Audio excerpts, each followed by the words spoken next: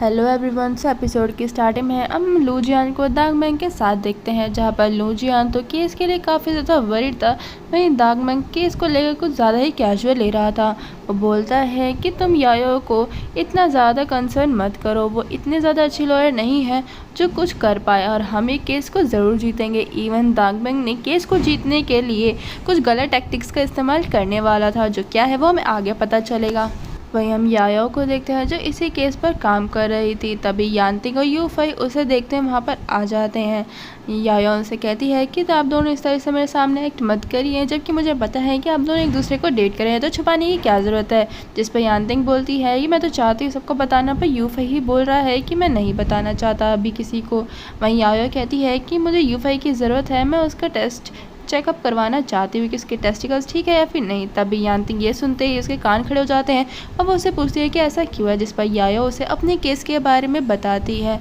तभी यूफई उसे बताता है कि जिस जगह लू जियान ने अपना चेकअप करवाया था वो उस हॉस्पिटल का तो वो शेयर होल्डर है, तो यानी कि वो जो कहेगा वो तो हॉस्पिटल वाले ज़रूर करेंगे। यूफई यायो से कहता है कि कहीं तुम्हारी क्लाइंट जो है उसका नाम लू फुंगजियान तो नहीं है, जिस पर यायो को बताता है कि फुंगजियान के बारे में चारों तरफ नेट पर बातें चल रही। इवन उसका जो एड्रेस था वो भी पब्लिकली लीक कर दिया गया था और उसकी फ़ोटोज़ लड़कों के साथ जिनका फेस ब्लर था उनके साथ पिक्चर पोस्ट कर दी थी, और ये सारा काम किसी और का नहीं दांग मैंग का था।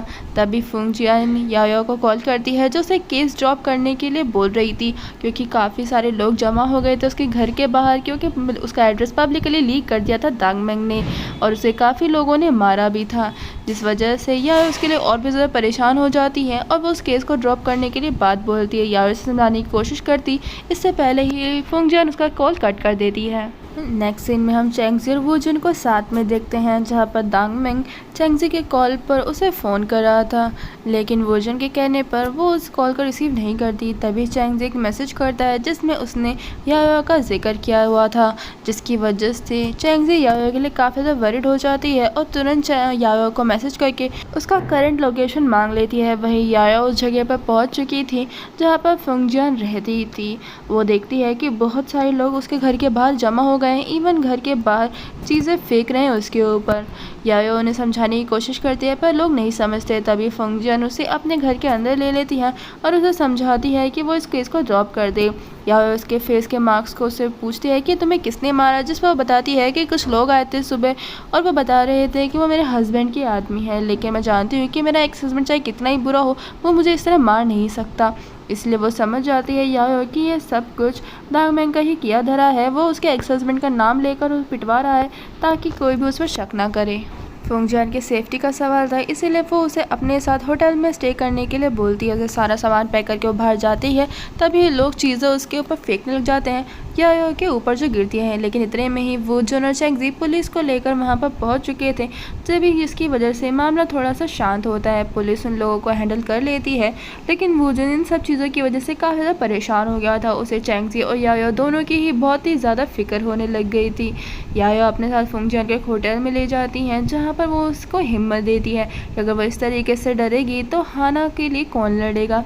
उसे हाना के लिए सब कुछ बर्दाश्त करना होगा और लड़ना होगा, और टेंशन ना ले, कानून सबके लिए बराबर है। वूजुन यायो और चेंगजी दोनों को ही संभालता है कि वो दोनों ही टेंशन ना ले, उसे जो कुछ बन पड़ेगा वो उसे पूरी मदद करने के लिए तैयार है। ये कहकर वहाँ से चला जाता है और उसके जाने के बाद यायो और चेंगजी को वूजुन के नाम लेकर छेड़ रही थी कि वूजुन काफ़ी ज़्यादा पसंद करता है ना, आपको काफ़ी ध्यान भी रखता है। ऑफिस पहुंचने के बाद सभी लोग यायो के लिए काफ़ी ज़्यादा परेशान थे, क्योंकि सभी को अपडेट जो मिल रही थी उसके केस की। सब जानते थे कि किस तरीके से फुंगजियान पर लोग चीज़ें फेंक रहे हैं।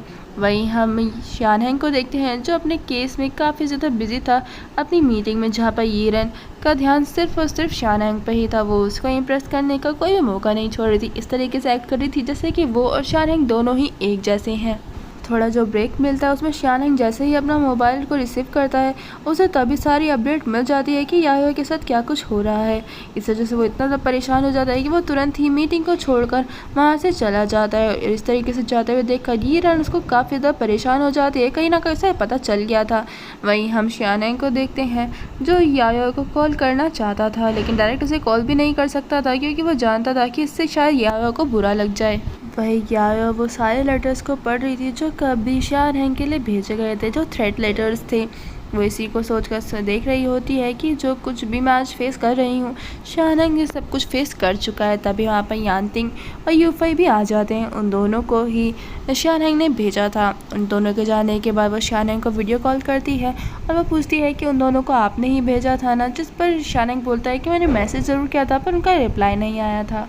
याया उससे कहती है कि मैं जानती हूँ कि आप मेरे लिए बहुत ज़्यादा परेशान हैं, पर आप मेरी फ़िक्र मत करिए, मैं आपकी गर्लफ्रेंड हूँ, मैं इस केस को ज़रूर जीत लूँगी। लेकिन शानहेंग कहाँ इतने इजीली उसके लिए मानने वाला था। वो तो तुरंत ही बारूई से वापस की टिकट बुक करने के लिए बोल देता है, क्योंकि वो जल्द से जल्द याया के पास जाना चाहता था। वहीं हम ऑफिस में देखते हैं जहाँ पर वूजुन आया था और वो भी याया की लिए काफ़ी ज़्यादा फिक्रमंद था, लेकिन वो ऑफिस में से डायरेक्ट थोड़ी ये दिखा सकता था कि वो उसके लिए फिक्रमंद हो रहा है। इसलिए सबसे बोलता है कि चलो मुझे अपने केस की नोट्स दिखाओ। वो जानना चाहता था कि याया अपने आगे वाले केस के लिए कितनी ज़्यादा प्रिपेयर है। वो सभी से कहता है कि याया उसे कुछ सीखना चाहिए, देखो उसने कितने अच्छे तरीके से नोट्स बनाए हैं। इतने में ही उसे उसके डायरेक्टर जैंग का कॉल आ जाता है, जिसके उसे पता चल जाता है कि शानहेंग वापस आ चुका है और वो उसे कितना ज़्यादा परेशान कर रहा है। डायरेक्टर जैंग को तो उसने रूम से हिलने भी नहीं दिया था, वो उसको वहीं पर ही बिठा कर रखता है। लेकिन वूजुन किसी तरीके से आकर वहाँ पर हर मैटर को सुलझा लेता है और वह डायरेक्टर जैंग को भी मना कर वहाँ से भेज देता है। जब उसे ये भी पता चलता है कि उसने तो जैंग को वॉशरूम तक जाने नहीं दिया। वूजुन उससे कहता है कि तुम तो बिज़नेस ट्रिप पर गए थे ना, तो इतनी जल्दी कैसे वापस आ गए। लेकिन शानहेंग उससे बोलता है कि देखो मेरे जाने के बाद क्या हुआ, याओ पे कितना कुछ फेस करना पड़ रहा है अकेले। जिससे वूजुन कहता है कि तुम फिक्र मत करो, हम सब उसके साथ हैं, उसके साथ कुछ भी गलत नहीं होने देंगे। वहीं याओ जब अपने घर जा रही होती है तो वो काफ़ी ज़्यादा परेशान थी, लेकिन तभी उसके सामने गाड़ी आकर रुकती है, क्योंकि उसे नहीं पता था कि शानहेंग वापस आ चुका है। शानहेंग को देखते ही वो बहुत ही ज़्यादा खुश हो जाती है। उसे देखते हुए उसे पूछती है कि आप तो बिज़नेस ट्रिप पे गए थे ना, इतनी जल्दी हो गया। जिस पर शानहेंग उसे ये नहीं बताया था कि वो बीच में ही बिज़नेस ट्रिप को छोड़ के आया। वो उसे झूठ बोल देता है कि हाँ सब कुछ ठीक रहा और जल्दी काम हो चुका था तो मैं वापस आ गया। इतने में ही बारूई भी वहाँ पर आ जाता है और वो याया को बता देता है कि कहाँ हमारी बिज़नेस ट्रिप पूरी हुई है, बॉस तो इसे बीच में ही छोड़कर आ गए हैं। और इवन सिर्फ इतना ही नहीं, वो तो उनके कबाब में हड्डी बनकर उनके बीच में ही बैठ जाता है। शानहेंग उसके साथ में अकेला डिनर करना चाहता था याया के, लेकिन अब उसे बारूई को ही बर्दाश्त करना पड़ने वाला था। फिर भी वो किसी तरीके से मौका देखकर ही सिर्फ याया को ही देखे जा रहा था। वही याया जब घर में आती है तब वो सीधा काम पे ही लग गई थी। काम ख़त्म होने के बाद उसे रियलाइज़ होता है कि हाँ उसका एक बॉयफ्रेंड भी है जो उसका वेट कर रहा है। वो बाहर जाते ही देखती है तब तक शानहेंग सो चुका था। उसे काफ़ी बुरा लगता है कि सिर्फ उसके लिए बिज़नेस ट्रिप को छोड़ कर आया, लेकिन फिर भी वो उसे टाइम नहीं दे पा रही है। शानहेंग के जैसे ही आँख खुलती है वो उसे कहता है कि चलो शुक्र है कि तुम्हें रियलाइज़ हुआ कि तुम्हारा बॉयफ्रेंड भी इसी घर में रहता है, तुम्हारे पास तो मेरे लिए बिल्कुल भी टाइम नहीं है। ये कहकर वो उसे टीज़ करने लग जाता है और नेक्स्ट डे वो ट्रिप के लिए वापस निकल जाता है। यीरेन यहीं पर ही उसका वेट कर रही थी। टाइम होते ही शानहेंग भी वहाँ पर पहुँच चुका था, क्योंकि याओ ने उसे मना के वापस भेज दिया था। लेकिन जैसे ही वो बैग को ओपन करता है तभी बारूई देखता है कि उसमें टी बैग रखा हुआ था। उसे ऐसा लगता है कि शायद उसके बॉस उसके लिए ये लेकर आए हैं, जिस पर नोट भी लिखा हुआ था कि तुम्हें कोल्ड ना हो जाए इसलिए मैं दे रही हूँ। जिसे देखकर शानहेंग मुस्कुराने लगता है और ये चीज़ को यीरेन भी नोटिस करती है। शायद वो समझ जाती है कि शानहेंग की लाइफ में ज़रूर कोई स्पेशल आ चुकी है। अब आज उनके ट्रिप का लास्ट डे था, इसलिए यीरेन उन दोनों को डिनर पे इनवाइट करती है, जिस पर शानहेंग भी मान जाता है, जिसे देखकर यीरेन को भी बहुत अच्छा लगता है।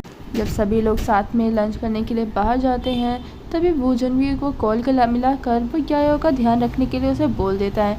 वूजुन को ये नहीं पता था कि शानहेंग और याया दोनों एक दूसरे को डेट कर रहे हैं। वो उससे कहता है कि आखिर एक एम्प्लॉय के लिए बॉस इतना ज़्यादा वरीड क्यों हो रहा है, जिस पर शानहेंग बोलता है कि नहीं ऐसी कोई बात नहीं है, तुम ज़्यादा सोच रहे हो। तभी पीछे से यीरेन की आवाज़ आती है, जिसे सुनकर वूजुन उसे छेड़ने लग जाता है, जिस पर शानहेंग उसे बताता है कि जैसे तुम सोच रहे हो वैसा कुछ भी नहीं है, तो अपने दिमाग में कोई भी ख्याली पुलाव को मत बनाना।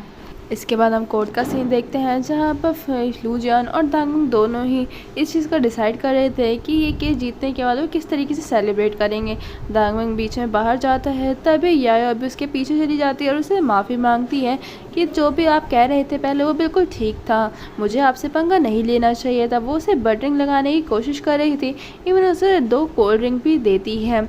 ये चीज़ें देखकर दांगमैंग भी थोड़ा सरप्राइज था, लेकिन फिर भी उसका हार्ट उसके लिए थोड़ा सॉफ्ट हो जाता है और वो कोल्ड ड्रिंक्स को वहीं पर ही रखकर अंदर केस लड़ने चला जाता है।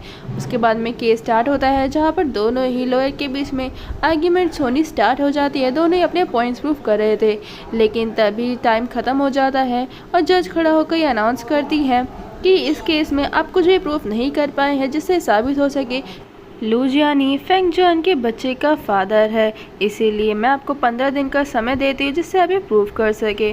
फेंग जुआन तो ये मान चुकी थी कि वह केस हार चुकी है। उसके बाद में दोनों ही इसको सेलिब्रेट करते हैं और वो उसी कोल्ड ड्रिंक में से एक सिप लेकर उसे डस्टबिन में फेंक कर वहाँ से चले जाते हैं। दांगमैंग इससे पहले कुछ समझ पाता, वो पीछे मुड़कर देखता है कि ये सब कुछ यायो का प्लान था। उसने डॉक्टर्स को पहले ही बुला लिया था और डस्टबिन में से वो दोनों ही कोल्ड ड्रिंक्स को निकाल उनका टेस्ट पैटर्निटी टेस्ट करने के लिए भेज देती है, जिससे ये वो प्रूफ कर सकती थी कि दांगमैंग ने जो पहले ये कहा था कि लू जियान फादर नहीं बन सकता वो झूठ था। इसे साबित हो जाता है, जिसकी वजह से दांगमैंग और लू जियान दोनों ही बहुत ज़्यादा टेंशन में आ जाते हैं और वहाँ पे इतने में वू जुन और चांगजी पहुँच चुके थे, जिसकी वजह से वो दोनों कुछ भी नहीं कर सकते थे। इन सब से लू जियान को तो बहुत ही ज़्यादा गुस्सा आ गया था। वो उन डॉक्टर्स को मना कर देता है कि उसने कोल्ड ड्रिंक पूरी नहीं करी पी है, उसे वो वापस दे, लेकिन इतने में फेंग जियान को भी बहुत ज़्यादा गुस्सा आ गया था और वो लू जियान को बहुत बुरी तरह थप्पड़ मारती है। अब लू जियान को भी गुस्सा आ रहा था, वो उसे थप्पड़ मारना चाहता था, तभी दांगमैंग उसे रोक लेता है क्योंकि कोर्ट था और यहाँ पर हर जगह कैमरास लगे हुए थे। उसका एक गलत कदम सब कुछ खत्म कर सकता था। और इसी के साथ हमारे इस एपिसोड का एक्सप्लेनेशन यहीं पर ही खत्म होता है। गाइस, जाने से पहले मेरे चैनल को ज़रूर सब्सक्राइब करिएगा, कमेंट करके बताइएगा कि आपको इस ड्रामा का एक्सप्लेनेशन कैसा लगा। Thanks for watching.